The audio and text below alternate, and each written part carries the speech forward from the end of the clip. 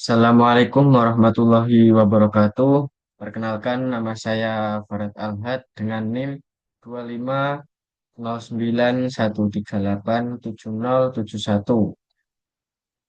Di sini sebagai tugas dari mata kuliah Dasar Sistem IoT dan Aplikasi Industri.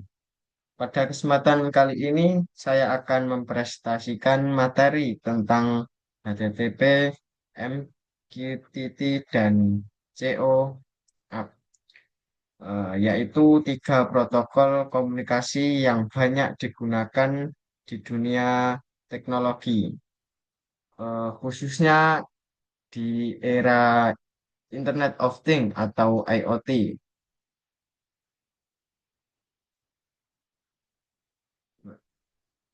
Langsung saja, eh, apa itu protokol komunikasi? Nah, protokol komunikasi adalah aturan atau standar yang mengatur bagaimana data dikirim dan diterima antar perangkat. Tanpa protokol, perangkat tidak bisa saling mengerti meskipun terhubung secara fisik. Analoginya seperti bahasa, dua orang bisa berbicara, tapi kalau bahasanya berbeda, komunikasi akan gagal. IoT dan tantangan komunikasinya. IoT menghubungkan miliaran perangkat dari sensor suhu, kamera, hingga alat medis. Nah, setiap perangkat punya keterbatasan yang berbeda, yaitu seperti daya baterai, memori, dan kecepatan jaringan. Maka dibutuhkan protokol yang fleksibel dan efisien sesuai kondisi masing-masing perangkat. Nah, di sini kita akan mengenal tiga protokol IoT, yaitu HTTP, Hypertext Transfer Protocol. Yang kedua, MQTT, Message Queue Element Transport. Yang ketiga, CoAP, yaitu Constrained Application Protocol. Nah, di sini HTTP, Hypertext Transfer Protocol, yaitu protokol komunikasi utama yang digunakan di World Wide Web.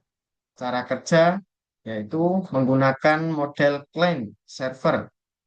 Terus klien mengirim request sehingga server mengirim respon yang berbasis TCP, tahu koneksi yang andal. Karakteristiknya yaitu stateless, tidak menyimpan status koneksi. Yang kedua, cocok untuk akses halaman web REST API. Format data seperti HTML, JSON, XML. Nah, contohnya ada contoh penggunaannya itu membuka website, terus belanja online, lalu login aplikasi. Ini adalah eh, gambaran kasar, yaitu klien request lewat ini internet, lalu ke server, terus server merespon melalui internet, terus kembali pada klien. Yang kedua ada MQTT, yaitu Message Queue Element Transport, yaitu protokol ringan berbasis publish subscribe yang dirancang untuk perangkat dengan sumber daya terbatas. Nah, cara kerjanya yaitu ada broker, perantara di tengah. Lalu publisher kirim pesan ke topik tertentu. Nah, lalu subscribe menerima pesan dari topik yang diikuti berbasis TCP. Lalu karakteristiknya sangat ringan dan hemat bandwidth. Yang kedua, cocok untuk jaringan tidak stabil atau lambat. Yang ketiga, mendukung tiga level QoS, yaitu Quality of Server. Contoh penggunaan yaitu sensor suhu, rumah pintar, pelacak kendaraan, dan pemantauan industri. Ini adalah eh, gambarannya seperti ini. Publisher kirim pesan ke MMQT, lewat MMQT lalu ke subscribe atau ke topik tertentu. Oke, lanjut pada COAP, Constrained Application Protocol, yaitu protokol komunikasi ringan yang dirancang khusus untuk perangkat IoT dengan keterbatasan daya dan memori. Nah, cara kerjanya mirip HTTP tapi versi ringan, yaitu menggunakan model client server berbasis UDP. Itu lebih cepat tanpa jaminan pengiriman. Yang keempat, mendukung multicast. Nah, karakteristiknya ukuran paket data sangat kecil, cocok untuk perangkat microcontroller. Dan ketiga, mendukung metode GT, POST, PUT, delete seperti HTTP.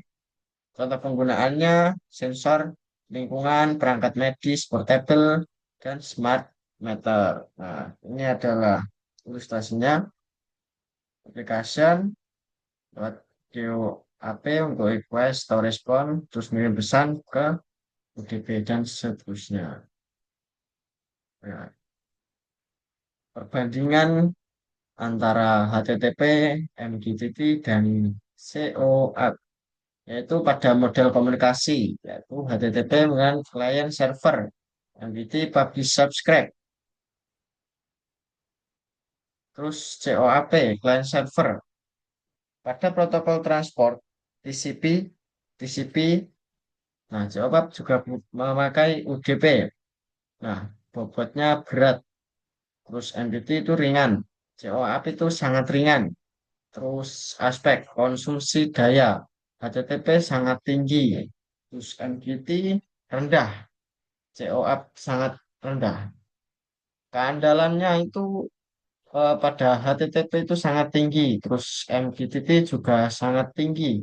Basis QoS. COP sangat sedang. Lalu eh, kecocokan, yaitu HTTP cocok untuk web dan API. Terus MQTT cocok pada IoT skala besar dan COAP cocok untuk IoT terbatas. Kapan menggunakan yang mana? HTTP. Pilih HTTP ketika yaitu membangun website atau web apps. Yang kedua, membuat REST API untuk aplikasi mobile. Yang ketiga, keandalan dan kompatibilitas adalah prioritas utama. Lalu bandwidth bukan masalah besar. Nah, yang ketiga, yang kedua, MMQT. Pilih MMQT ketika ada banyak perangkat IoT yang saling berkomunikasi. Yang kedua, koneksi internet tidak stabil atau lambat. Yang ketiga, butuh pengiriman pesan real time ke banyak subscriber. Yang keempat, sistem smart home atau industri. Nah, untuk yang COAP yaitu ketika perangkat memiliki daya dan memori sangat terbatas. Yang kedua, menggunakan mikrokontroler atau sensor baterai kecil. Yang ketiga, jaringan lokal dengan multicast diperlukan. Yang keempat, smart meter atau sensor medis portable. Nah, kesimpulannya yaitu kapan memilih protokol yang tepat, yaitu ketika yang pertama ketika kita pilih HTTP itu jika kita membutuhkan kemudahan integrasi dengan aplikasi web modern. Yang kedua, kita memilih MQTT jika butuh efisiensi tinggi untuk banyak perangkat secara real time. Yang ketiga, pilih COAP jika perangkat Anda sangat terbatas, atau baterai kecil dan memori rendah. Sekian presentasi dari saya. Semoga bermanfaat. Sekian, wassalamualaikum warahmatullahi wabarakatuh.